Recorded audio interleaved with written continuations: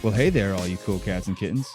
Welcome to another episode of the Age Groupies Podcast. I'm Mike Ergo, and along with my co-host Lindsay Hiken, we're here to talk to you about all things related to endurance sports from an amateur athlete perspective. Talk about how to have fun along the way and make our sports a little less intimidating. You can follow the show on Instagram at Age Groupies, join our Age Groupies page on Facebook, and look us up by name, Lindsay Hiken and Mike Ergo on Strava. If you have questions, comments, or topic ideas, feel free to email us, agegroupies@gmail.com. If you guys like the show, please leave us a rating and review on iTunes or wherever you get your podcasts. All right, guys, enjoy the episode. Let's get to it. I want to talk to you about UCAN Superstarch. UCAN is what I consume on the race course and for long or intense training sessions. Now, it's different than any sports nutrition out there because they use superstarch. Superstarch is a complex carbohydrate that doesn't spike blood sugar, delivering a slow and steady release of glucose into the bloodstream. Stable blood sugar provides steady energy to both the muscles and the brain and controls cravings caused by blood sugar lows. I recently used this to complete the Pandemic Man 70.3 using only UCAN, and let me tell you guys, I was surprised by how well it worked. Pleasantly surprised. I didn't need to use any gels, anything, just UCAN. And I felt great. I didn't feel bloated, didn't feel hungry, didn't have any of those intense cravings I get on the race course a lot. So I want you to try it out too. Learn about why you should feel the pursuit with UCAN and save 10% on all your orders by using the link in the show notes or entering the promo code UCANInspireMe at checkout. That's UCANINSPIREME at checkout. Thanks.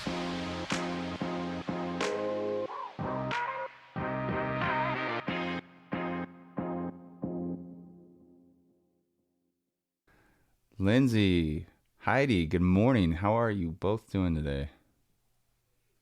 I'm doing great. Yeah. Post-election last night, so I know everybody's kind of mixed and waiting, but yeah, yeah, on edge. Kind of. If anything could get dragged out, it would happen in 2020, wouldn't it? Where things are getting dragged out. So this is how we're going to tie in politics with triathlon. A friend of mine on election day yesterday texted me and was like, oh my gosh, yesterday morning, she was like, this is like the morning of Ironman where you're just like, okay, stay calm, just focus on the moment. It's going to be a long day.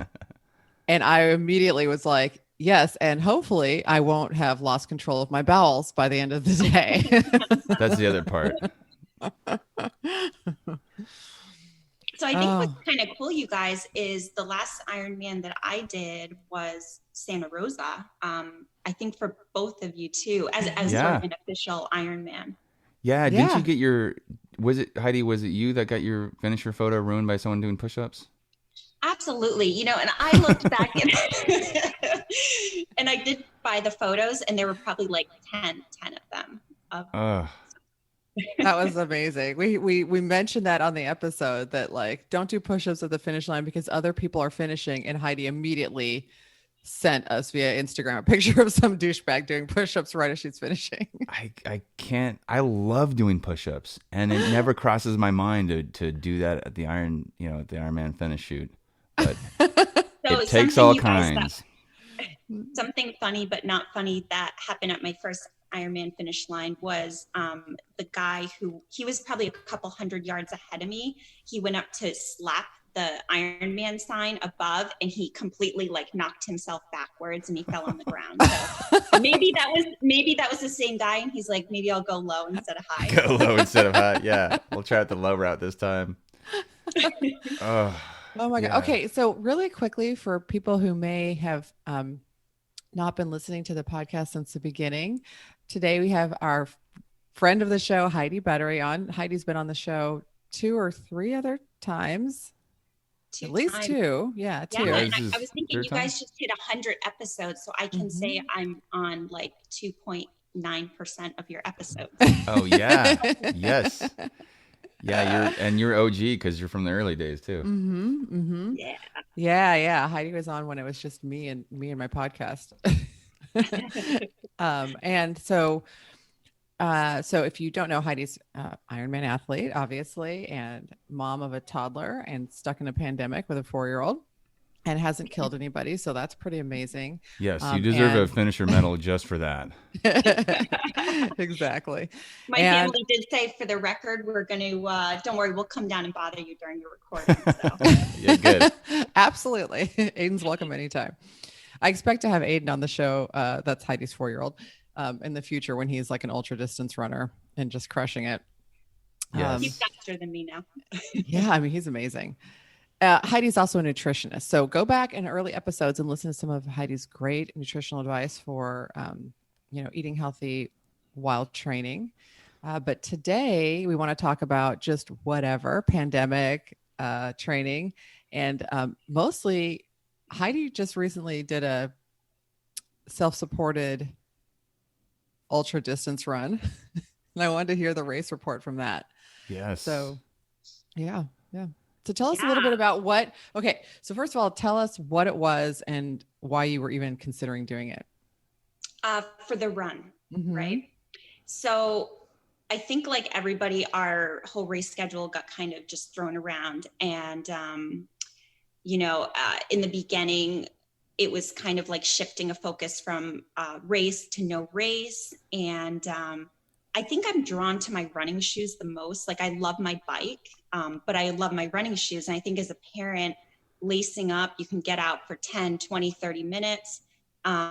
We can go back and sort of talk about how the pandemic unfolded and trying to work with a toddler and kind of fit training in.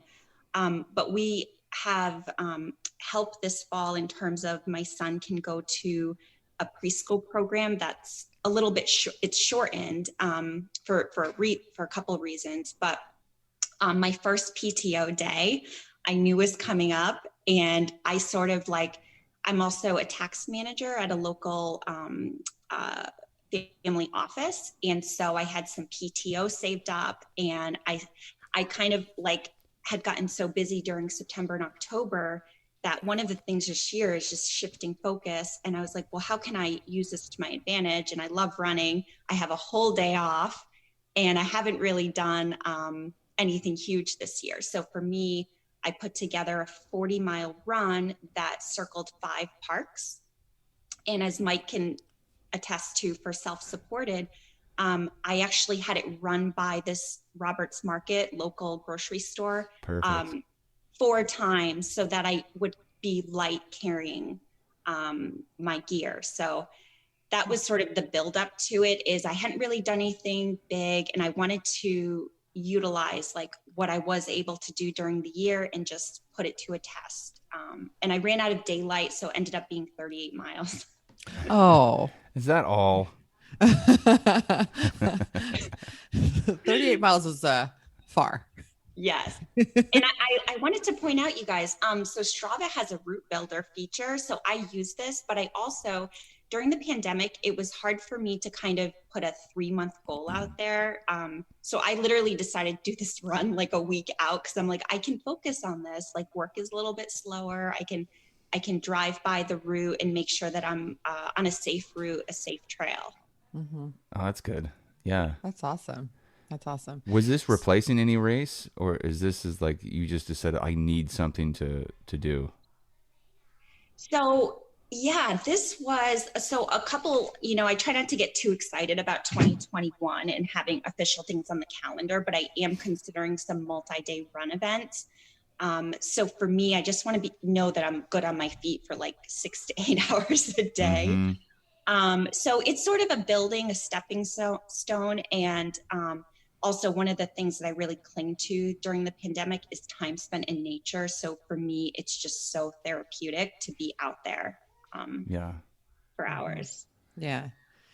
So Heidi, actually, last time you were on the show, we talked about you talked about taking care of your mental health, and that how, your sport is a key part of that. And I think we all 3 of us share that in common, that we have mental health stuff. We are united.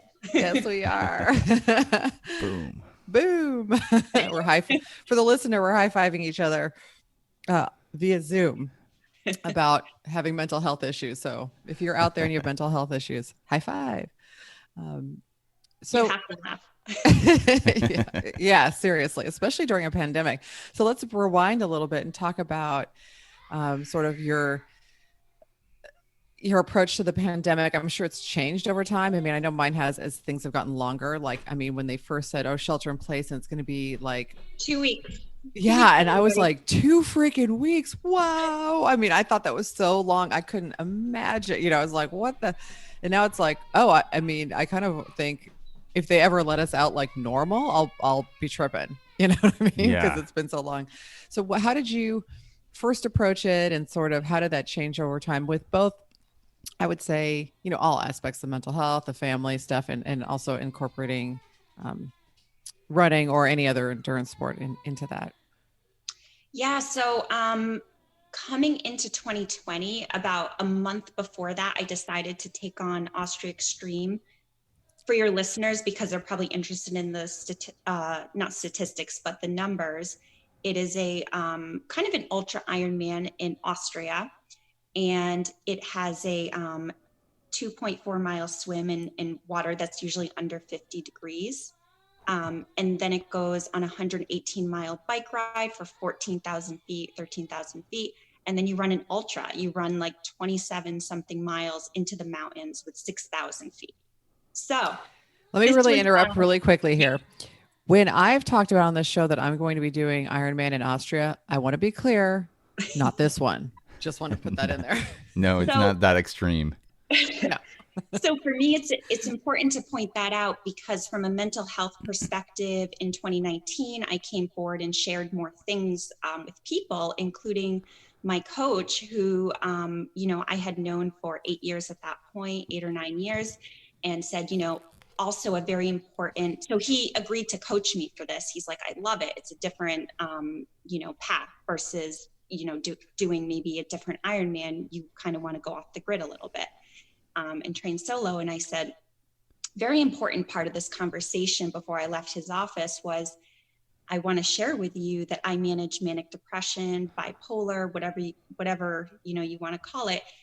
And I have a plan, and I think you should be aware of that, because for me, this is a deeper journey. I wanted to do something a little bit bigger. It felt like a natural progression of my athleticism, where I was going. So I had been on week 12 of training when the pandemic hit.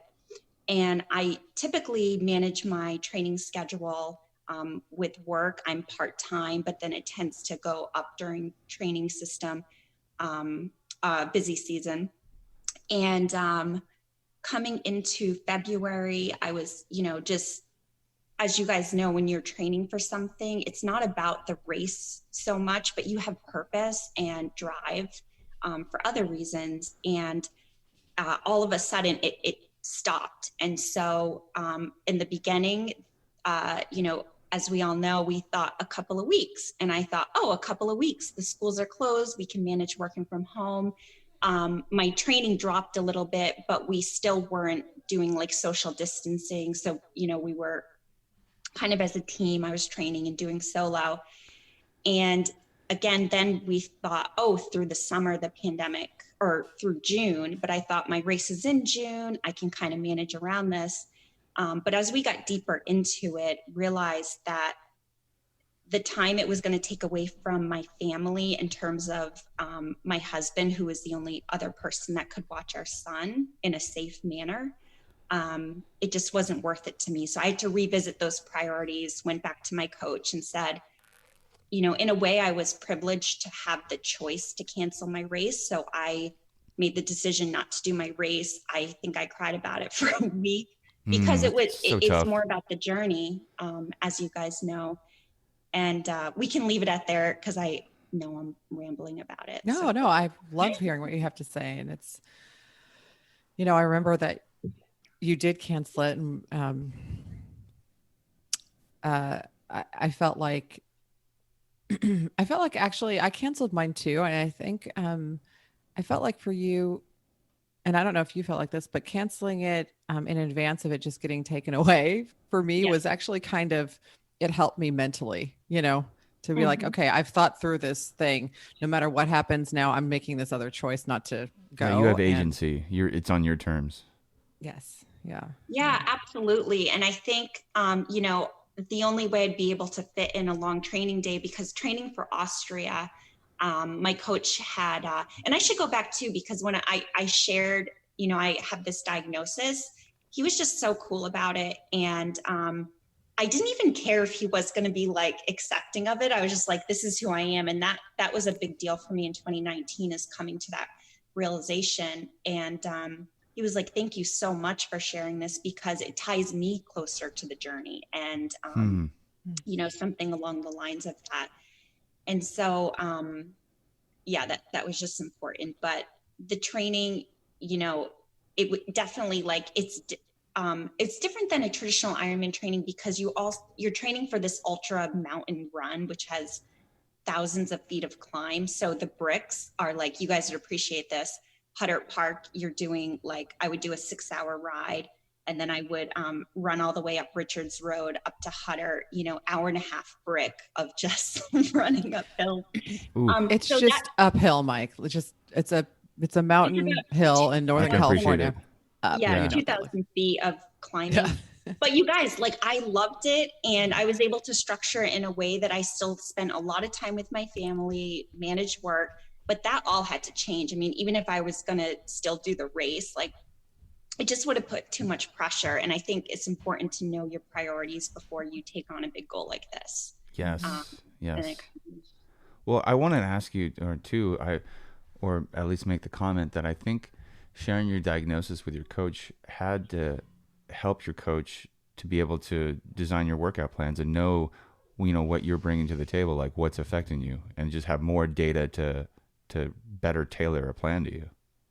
Yeah, so true. So, yeah, and I think just the visual sense of a person, because I, like, you know, he managed like the triathlon team. And so I'd be at the pool, and he's like, you know, just being able to see how you're going with it. And he definitely erred on the more recovery side. So if anything came up, you know, it was recovery. But like you guys, I've built my toolbox up. So the exercise is one, having a therapist is another, having friends, having this. So I had a toolbox, but I also felt comfortable enough to share if something wasn't working. And I think it does work better when you share that, because I felt like I could just be more real, because I tend to be a positive person. But and Heidi and I've talked about how, you know, there are some things that you can do to manage the mental health, you know, obviously working out, but also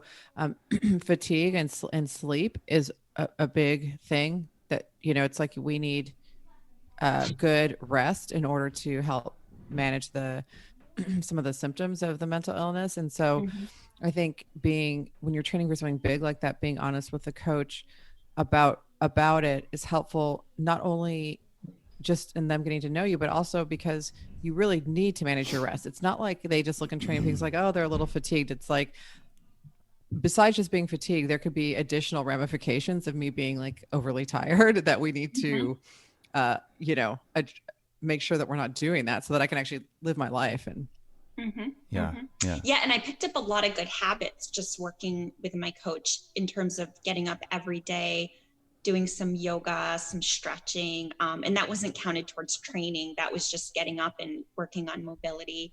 And also backing off if anything started to talk to you, like your ankle or this and that in your body. So really just paying attention. So I continue to use those tools, and who knows what 2021 will look like. But I am registered for it. Oh, that's awesome. That's awesome. Yeah. I'm interested to hear about the multi-day running that you're discussing, right? That you brought up earlier. Because I mean, I was aware of Austria, and I know that you love to trail run. I think I've shared on the show before that I've gone to a couple of races with Heidi, trail races. And when I say with Heidi, I mean we see each other at the very beginning, and then sometimes she's still there when I'm done. Sometimes one time she was getting a massage when I was done. Stop. You're still podium yourself. No, not on the trail. But that was my favorite. I did a half marathon, and Heidi did, what was it? What was that race in Pacifica? 30. Pacifica was a 30K. Yeah. So I think it was like 18. Yeah. Yeah. So she did 30K. I did a half. And she was done way before me, had spent time with her son and her husband and was getting a massage and had even fallen to like ate shit, rolled around, cut her knee open and podiumed. And I was like, just bringing up the rear. Like, hey. So Lindsay, to your point, funny story that day, we were, as we were walking out to the parking lot, remember there's a group of hikers. And that was so good. And Aiden said, come on, go running. Or I forget what it was. I remember exactly what happened. There was a group of older Asian women hiking. Because this is like, at this point, by the time I was done and everything, it was like, the park was open to your regular people. But Aiden had been watching all these people come running in to the finish line. And so he sees these little group of like older Asian ladies hiking down. And he thinks they should be running because that's how everyone else came down the hill. And so we're walking by and he goes, run. And he smacked this older lady on the ass. I mean, I don't think he meant to, but he just did his hand. His little hand, like, I think he meant to like, just go faster. Like he does. Right. Just go faster. But he ended up smacking her on the butt. And we were just like, Heidi was like, Aiden, no. He was 3 at the time. Yeah, he was 3 at the time, and like he just, I don't know. It was just. Really fun. Amazing. I loved it. Our listeners probably can't tell, but I have tears from laughing. And he wants to say hi because I think he heard. What's up, big boy? Hey, Aiden. Hi. Oh, he's so cute. He's so cute. Oh, no. Yeah, I got my kids are wondering what I'm doing too, and always like to come in and say hi and peek in. Well, to that story, so as follow up, I don't know if you saw, but he takes my hand and he kisses it. I mean, he's like the most affectionate little guy. It's so sweet. He's very sweet, and I know he didn't mean, and I don't even think the lady thought that he meant anything, but the way that it came out was freaking run, and then just smacked her right on the butt. It was stop lollygagging, ladies. Let's get with it. Yeah, like what are these people doing walking? So we have a very large Bernese Mountain Dog, and so she's pretty lazy, and Aiden does the same. Like he'd been doing this, probably could stand up and walk, but she won't listen to him. He's like, come on. And we've been in Tahoe and he's like pushing her to move. So he's used to slow. So he's awesome. So all of that is to say Heidi's a very good trail runner. And we know that she just did 38 miles, which is unbelievable. So, and you'd mentioned some multi-day events. I'm not doing Trans Rockies this year, but I definitely still have it on my bucket list. Wondering what you're looking at in terms of multi-day running. So I, sort of, in preparation for talking to you guys, was thinking a lot about how the pandemic and just having a toddler, working through a different work schedule, deadlines, how it's impacted my training. And one of the things is building strength and doing like shorter efforts and just kind of strengthening the body, stabilize our muscles. So I'm kind of in the headspace of looking out and seeing some events that I might want to do, but also realizing that in order to get to those events, I need to be strong and be just focused. So I've got like a 30-day thing that I'm doing every day now that's like core. It's by Heather Robertson, which I didn't realize is kind of a popular YouTube station. Oh, but she works on that, the whole mobility and strength working. So gosh, I don't know, you guys, I kind of flip-flop in how I'm thinking about 2021 because everybody thinks that 2021 is going to be this grand like change, and you watch TikTok and it all of a sudden people are partying at New Year's Eve, and then New Year's Day comes and it says round 2. Right. I've seen that. It's got that like video game voice.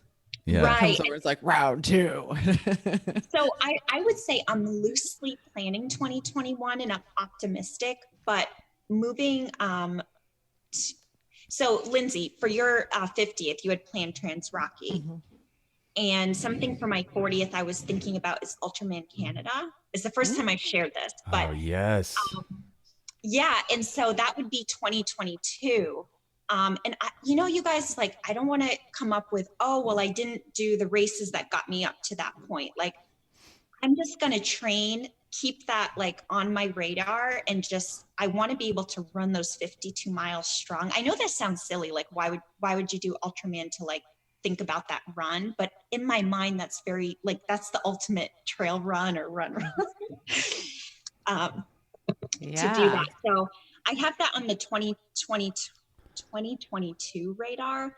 It's an application process. And in the back of my mind, I was thinking Austria would set me up for it. I'm not so sure about what it looks like next year because, again, I need to engage a crew member. We need to fly to Europe. We need to manage it with a toddler. My parents could probably help. So that's, if that answers your question in terms of like races and events. Yeah. So can I ask you why Canada and say why not like Florida or Arizona for Ultraman? So Canada is a little bit hillier. I see. Yeah, I love the hills. And it also takes place in Penticton, which is a special place because my husband did his first and only Ironman up in Canada. We went up with the team and it was so beautiful there. I also, I feel this pull, and I'm sure you guys have this, but with certain races, you just kind of like can picture yourself there. Yes. And ultimately Hawaii would be awesome. It's a qualifier. You could also apply for it, but I sort of like, I want to earn it to like get to the Hawaii. Cause there's only like, I don't know how many spots, like 30 spots or something. Yeah. I think it's like 35. That number sticks out in my mind. But yeah, it's a Are small, you thinking small about field. doing this, Mike? Is this why you know so much about it? Yeah, Mike. Maybe. Mike, 2022. If Canada, I'll come up to Canada and just be there if you're both there. I've I'm not doing thought about the anything, but Ultraman. I'll come up there. I like the idea, and I'm not announcing my candidacy for Ultraman today, but I've had it in my mind of something. The thing is, I'm trying to figure out the family balance for me, and I'm not sure it includes Ultraman for the next couple of years. Mm-hmm. So I gotta see. I'd have to meet with my coach and see, and my wife and see, like, is this something I can do and not push the limits of my family being okay with me being gone for so long. So I'll see. That makes sense. Yeah, absolutely. And that just brings up a good overall sort of mode of thought about this is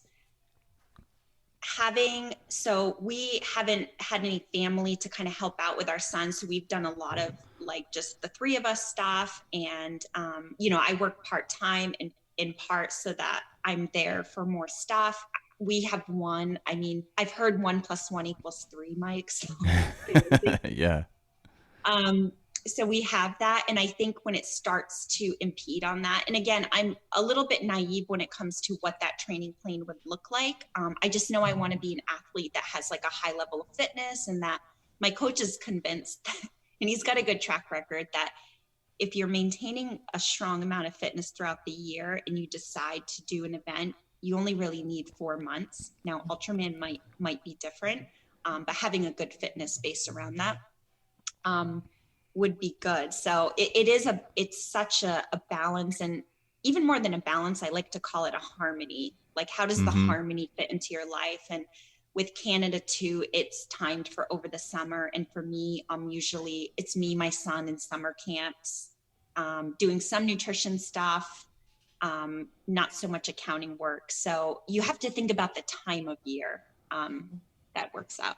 Yeah, that's a good point. That balance it's interesting because it's always a shifting thing. It's a moving target.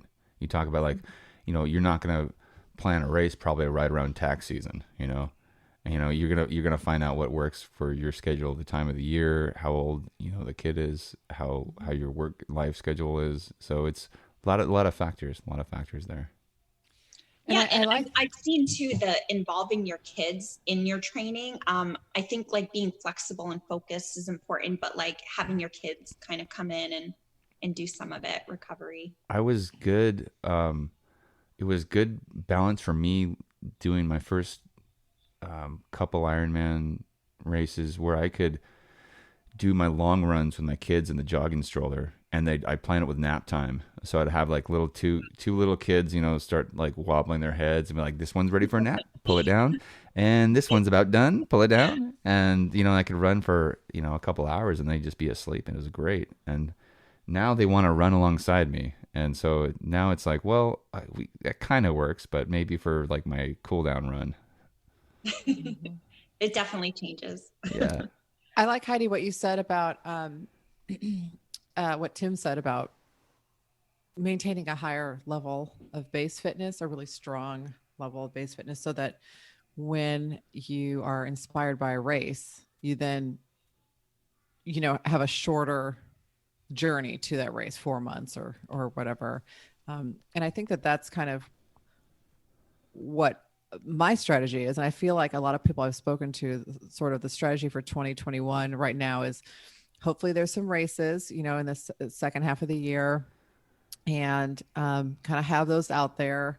But I feel like a lot of people I've spoken to are starting to get some consistent training around strength and base building, so that, because we're not probably going to know super far in advance whenever it is going to be available for us to do a race. Yep. And so I like that idea of just like, the goal is not the race right now. The goal is is all the preparedness, so that you just can go, oh, yep, I can do a race in 4 months, and I'm going to go do it, because I'm not starting from the couch, So I've been combining a couple of ideas just philosophically. I'm studying more now, the power of now, Stoic philosophy, and sort of just accepting things as they are, and what can you control, what you can't control, being aware. And then pairing that with also, what do I want to be as an athlete? Like, what do I want to look at a year from now and say, okay, what was brought out from me that I kind of, wouldn't get in a different situation? And I think the idea of just being ready, like just being ready to do something. And that requires, the discipline of getting up in the morning, however you structure your training. But I want to be someone who's ready and who is very present in their training. And I think like I could have got there, maybe another route without a pandemic. Yeah. Yeah. Well, can I ask you too about the acceptance and about trying to adapt, 2021 to, what's going to happen. So for these races, let's say for argument's sake, for whatever reason, it doesn't make sense to do it. Would you have like a self-supported version that you do, whether it's the full or just partial distance? Yeah, I've thought a lot about that. Thank you. And I think the pandemic makes it unique because we're sort of in these quarantine, social distance areas. And I think to do a self-supported Austria per se, I have kind of thought, we can talk a little bit about what it is, but doing a Deca Dipsy run, but on the Dipsy Trail. I guess I'm more drawn to those self-supported because they don't require the bike and the equipment. But to do in Austria, I think would require the help of my parents, who we right now have to be quarantined because my son is in this small program pod, so we can't be all of us together.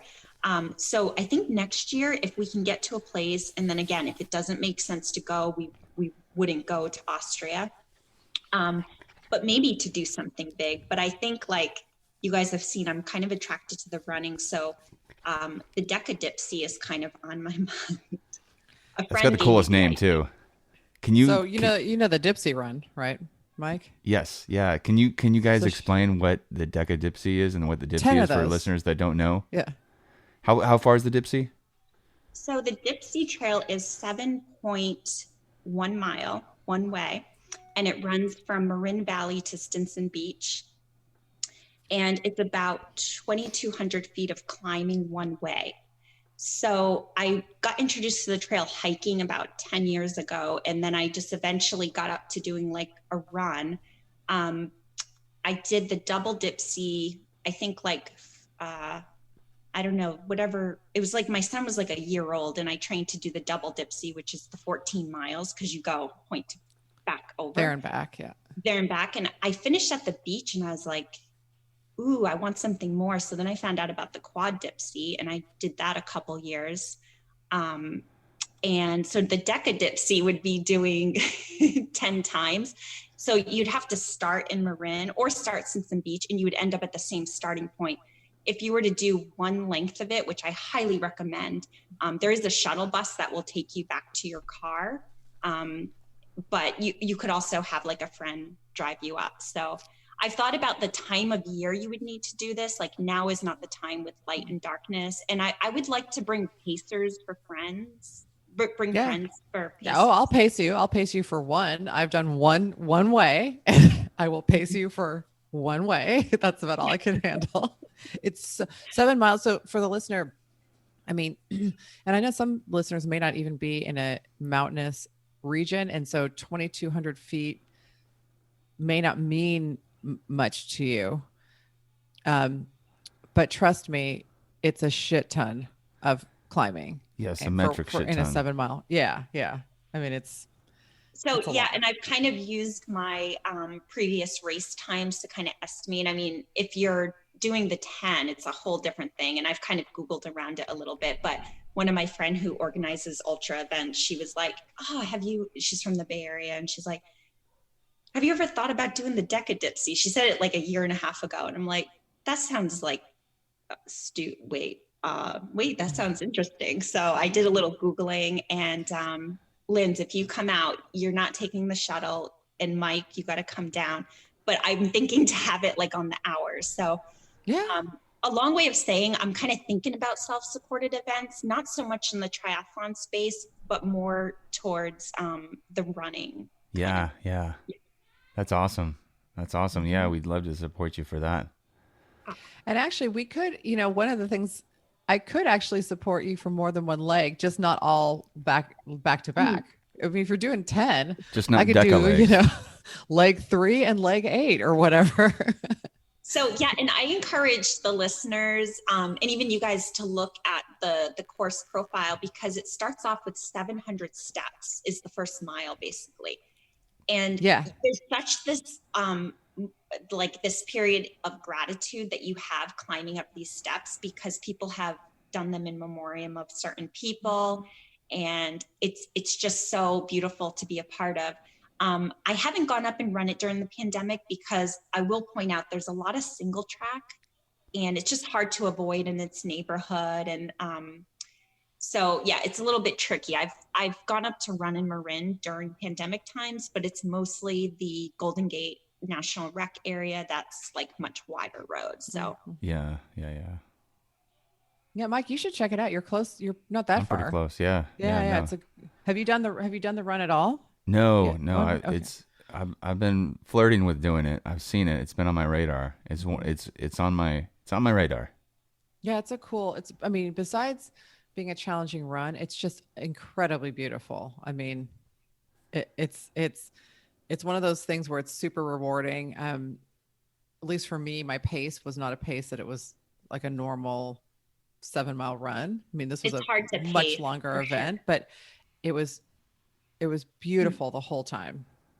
And yeah. And I was going to point out, the last time I did it was the end of 2019. It's held on the Saturday after Thanksgiving every year, which is kind of a good incentive to not overeat on Thanksgiving. Yeah.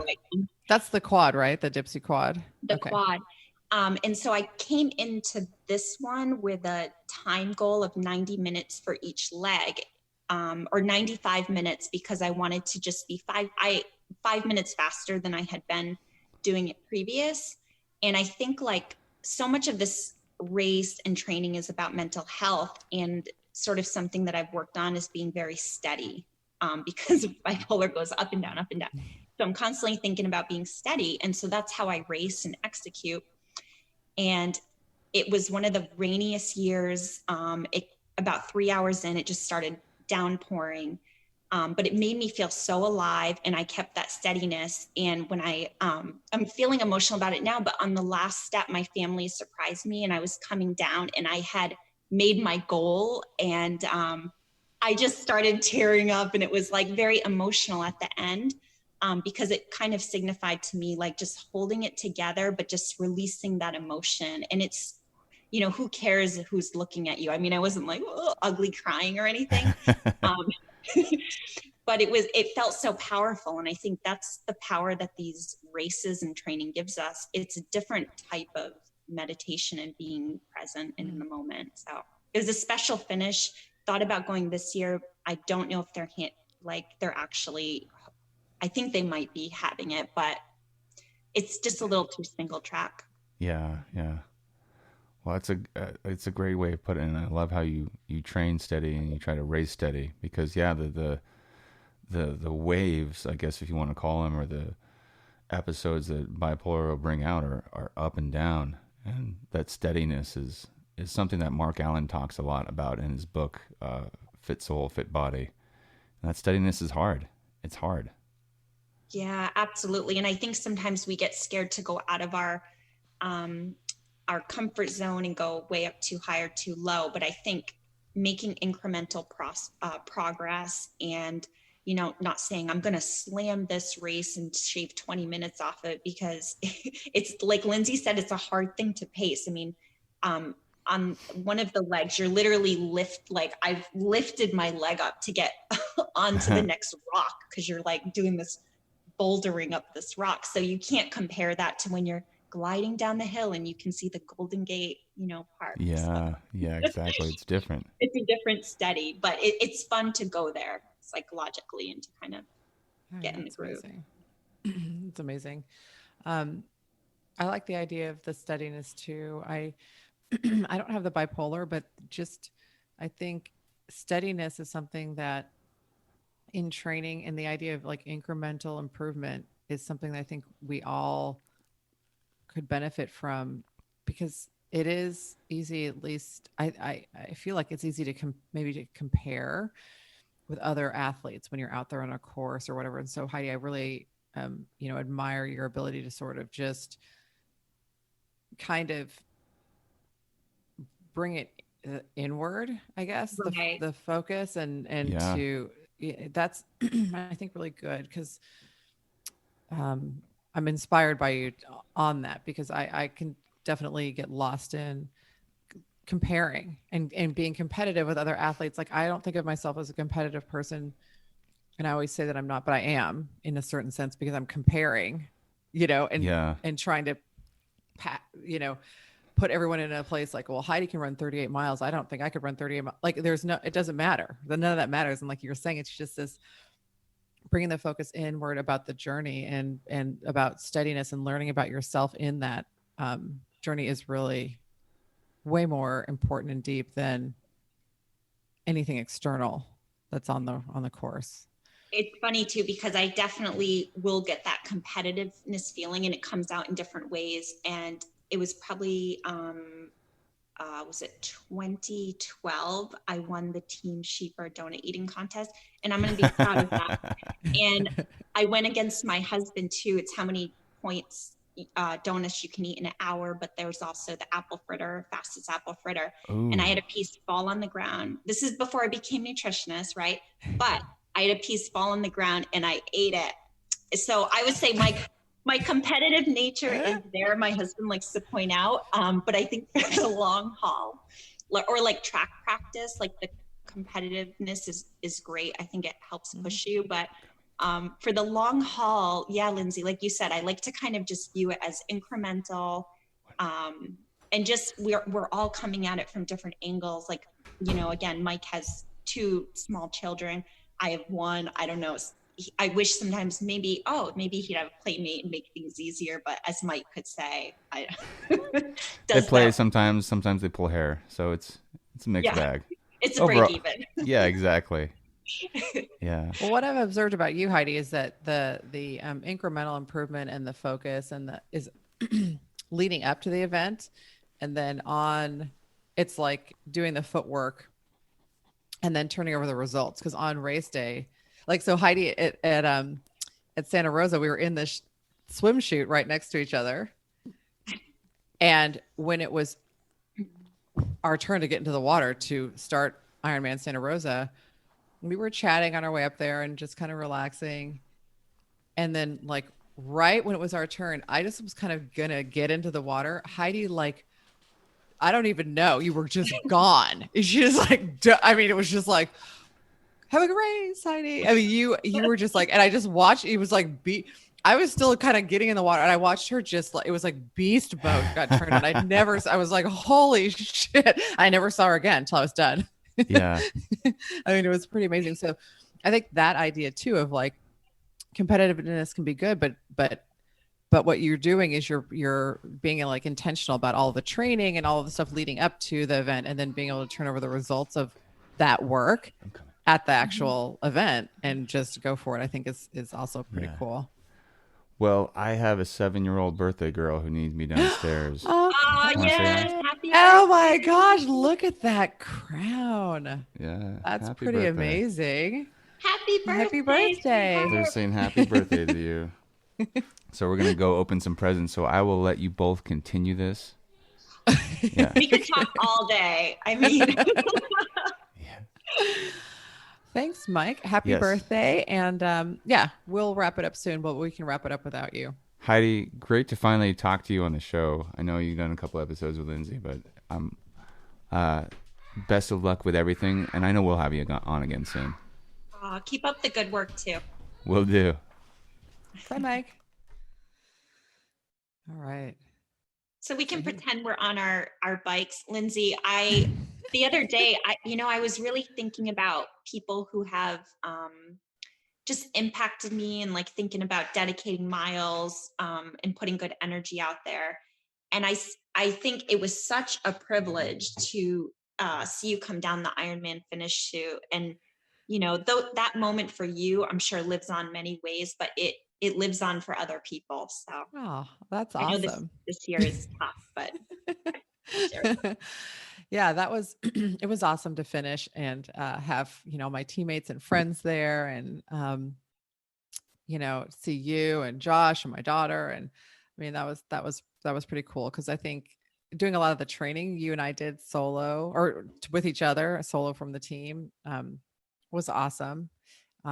Getting ready for Ironman, and also like, you gave me some good advice, because when I was getting injured and couldn't do the team rides, you were just like, oh, well, I did, was it Coeur d'Alene? You were like, I just went back and forth on Kenyatta Road by myself. And I was like, oh, that's something I can do. For sure. Yeah. Was it Coeur d'Alene or was it Cozumel? Cozumel. Okay. Yeah, which I thought was going to be a somewhat easy flat course, and it turns out it was windy AF. I still convinced you, because Ironman Cozumel, this is kind of interesting. I don't know if it's sold out, but I think they executed Ironman 70.3 Cozumel this year as one of the only races, I think, for Ironman. And the full Ironman usually takes place after Thanksgiving. So you could do the quad and then you could do Ironman Cozumel. Or you could do that and I could cheer for you. I'm not Ironman ready yet, but I'm going to be. That's my goal. And I'm going to, think about some of the things that you shared with us today in terms of, my own journey back to building really strong base fitness and running injury free. I am working with an individual coach right now on that, because I do find that I need some guidance on the strength that I need to do and the order and how to build back up. Like I just am somebody who's not good at that. I'll overdo it or underdo it all the time, I think. Right. So that going back to that steadiness thing that you talk about, like I just, that's something that I would like to weave into my training and have not been great at. I'm a little like up and down. So. And I think being at home, more homebound, a lot of us working from home, and, one of the things, if you do have small children and you're managing the schooling from home, it's to do shorter efforts, strength efforts. It's a good time to take advantage of that. And I also recommend for people to put it in their calendar, like a 3 p.m. stretch or whatever, because in the office, it's really hard to do that if you don't have your own office, but bring out the foam roller, focus on the recovery, the strength pieces, because they'll pay off. I mean, that is the beauty of the pandemic, is that, I mean, I do work a full day, but I work from home. So yeah. And I think not most people, but a lot of people do, like you said. So there are challenges, but then if you do have a 3 p.m. stretch, like in your calendar, you can just do it and not have to try to hide from your boss. Like you're doing. I mean, like there's plenty of times when I'll hit snooze on that thing, but it's there. So I don't think we've ever shared with the listener, but I used to work at the firm where Heidi works, and Heidi had an office. I was in a cubicle. Heidi had an office, and she did have a foam roller and some other implements in there. Yes. And every once in a while she would just shut her door, and it was like, oh, Heidi's rolling it out. I would always hear Ludacris in my mind, roll out. Is it Ludacris? I'm getting into all my music now, but like I hear roll out. That's amazing. So we'll wrap it up soon, but any advice that you have for listeners who are just really struggling maybe, or are feeling challenged with the young child at home thing, and giving themselves permission to take time to do the things that are good for them, like to go out and get even a short run in, like how, just in terms of like giving yourself the permission and the space to do that. Mm-hmm. So I would say one of the main things that will allow you to have focused time is if you have help of some sort, whether it's a spouse or grandparents, and that's tricky during the pandemic. So just negotiating with your your partner to, okay, I'm going to take these 20 or 30 minutes, and also realizing these 4 or 5 hours of training, it's just not going to work for the family. Everybody's under more stress. And on that note too, what I was just thinking is make your effort shorter. So this is a good opportunity for the strength, the sprints, keeping within 20, 30 minutes. Don't get so tied. Don't take yourself too seriously. Get so tied into your Zwift Norseman ride that when your son trips over the cord, you're like, yeah. So again, like the tagline of your show, don't take yourself too seriously. I love that reminder because why are you getting so upset? But we get tied into these. So I like to recommend for parents, divide your workouts into your focus and your flexible efforts, because when you combine focus and flexibility, you'll build up resilience, to the pandemic for your training. Make your efforts flexible with your kid, involve them to a certain extent. My son loves obstacle course, and I also was a spin instructor for close to 3 years, and I've got like little playlists and ideas. So I set him up obstacle course. I run him around the block. We have a a data loop, which is the smallest run loop. We have a mama loop, the next size, and then we have the Ironman loop. These are pretty small still.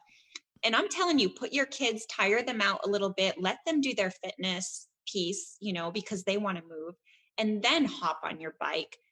We do use a technology, an iPad for distraction. There's a lot more learning games. It's not all about Super Mario Brothers these days. So don't feel guilty about it, because it makes you a better parent if you're able to move yourself. And embrace the mornings. Get up early, even though you might not want to. This whole time change thing, I was like, come on. I hear wakey artichokey in my ear at like 5 a.m. I know. So you have to get up early. Oh, look who's back. Mike's back. I'm back. We're just wrapping it up. Heidi just had a bunch of great advice for our parents who have small children, and giving themselves some permission to. You'll be a better parent if you move. I agree with that, Heidi. I'm absolutely. And mornings are good for moving. I tend to, like, if the day goes on and, XYZ workout or training might not happen, but like I was mentioning to Lindsay, Mike, is dividing the efforts that you want to put forward towards your goals, but dividing them into focus efforts and flexible efforts, to where if your son trips over a power cord or of your Zwift, machine. Like, just don't take yourself seriously and, go on with it. Yeah.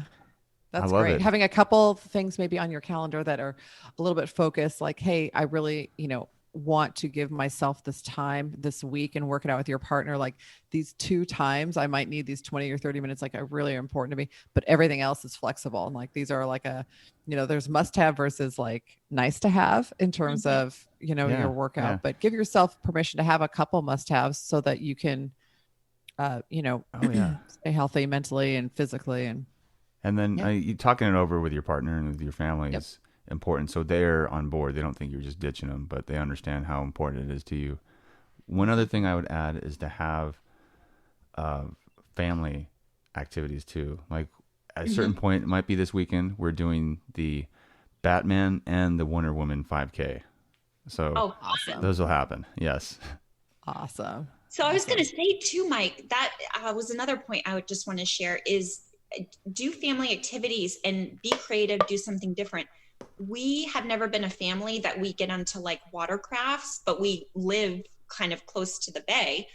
So we decided to get a stand-up paddleboard and an inflatable kayak. And so as a family, we're like, wow, this is really fun. And we wouldn't have branched out to something like that, but the trails and the parks were getting closed. So we're like, let's do something new. So you find new things that you otherwise wouldn't. Yeah, exactly. All right, guys. Well, I guess I got to go to my day job. Me too. Me too. Well, knuckle bump for Team Bipolar, Heidi. Yes. No, I'm not Team Bipolar. I'm Team Not Alki. cool enough, Lindsay. We just need Demi Lovato, Britney Spears, and me and Mike. So Exactly. Yes, exactly. I'm Team Alki though, and there's a bunch of us out there. Boom. Mike's double fisting today. Yeah. Yeah, and someday, Heidi, I still want to hire you as my nutritionist. So I'll keep bugging you about that. Well, maybe if you when you to, do Ultraman. I was going to say, if people want to find me, ultraheidi.com is in the works, and I'm sort of thinking a lot about what that's going to look like. But there's definitely a nutrition component. Or I'm on Instagram, and I'll probably put out more simple recipes or do tutorials, so you can find me there.